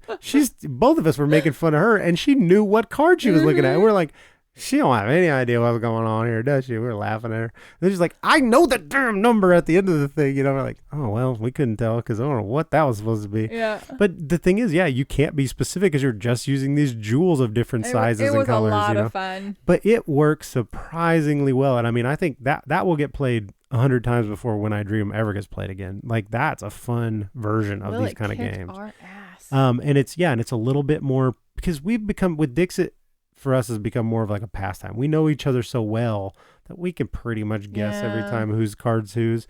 And Mysterium's a little too complicated for Lily, so Dreams, like, fits right in there. Really, I think it's a good go-to whenever. Except maybe Mommy's a little outnumbered. That's true. Mommy just tries, I don't know, red wolf eyes with no. I don't know. I would have never got. I was. But see, that's the thing. Then you got to guess. So you're guessing 2 things. The scoring is wonky, but basically you're trying. If you do have a number in front of you, you're trying to guess the color of the player that doesn't know. But if you don't have a number in front of you, you're trying to guess the number, right? So, and you don't score any points at all if somebody guesses you as the person who doesn't know what's going down. That's why Lee only had like 3 points in the game, because everybody kept saying she didn't know what was going on. So, I don't know. Dreams from Zoc, really cool. Really cool. We have one more game to talk about. One more game, and this is a good one. So, again, one of the companies that I reached out to for Get Review Games was Smirk and Dagger, or Smirk and Laughter Games. They got 2 different imprints now. This one should be in the Smirk and Dagger section, but it's Smirk and Laughter game. It's called Koi. It's designed by Bill Lasik. Art should be mentioned in this game because the artwork. First thing is, oh my gosh, we were in a bad mood yesterday, day before yesterday, whatever it was. It was yesterday. Last night with the electricity because we were going to record company. And everything. And all this shit went down with electricity. We were all bummed. And I just set it out because I've been wanting to play it. And I'm like, this is how I unwind. This is another one where he didn't ask. And Lee was like, Well, first of all, because we're talking and just in midstream, she's like, while I'm setting it up, she knew what she was in for. She didn't even mention the fact that I was setting up a game. She just let me do it. And then she's just like, by the way, in the mid sentence, she stops her sentence. She's like, by the way, this is beautiful. Like the game, just setting it up. She's like, game is beautiful looking. So Koi is it's an abstract game, pretty much. It's kind of like, it's a chess type game. It's a tactical abstract game about koi fish trying to eat dragonflies and frogs and stuff in a pond. But it's also a program movement game. So you got a hand of cards with movement abilities on them, and also abilities to add stuff into this koi pond. I'm not sure if anyone saw last night's post, but my brain doesn't. So you have to move the cards. Have your little koi in a direction, right? So depending on which direction your koi is on the board, you have to move your koi in that specific direction. Yeah, right is relative to where your koi is pointing. Exactly. Left is relative to that. My brain does not work that way. I had to get up and move myself in the direction of the koi. So 90% of the game, she was facing away from the board. I'm like, how is this even? Why don't you just turn that card around, babe? And it took her like one whole game to realize, I was like, just turn your card in the direction of your fish and then follow that. But she kept standing up and turning around and looking over her shoulder and be like, and then reaching behind her back and going, okay, if I go there and then I go there. I'm like, what are you doing? But I won twice. You did. It worked for you both times. But it was so funny to me. You just kept standing up. And at first I wasn't even like, okay, I get it the first couple. But then I was like, why are you're constantly like backwards to the game board? Anyway. It was pretty funny. It was like even when it didn't work, even when it didn't even make sense, you were doing it. Like even if your guy was facing the other direction, you were still getting up and turning backwards. And I'm like, what are you doing? Are you sure you're reading that card correctly?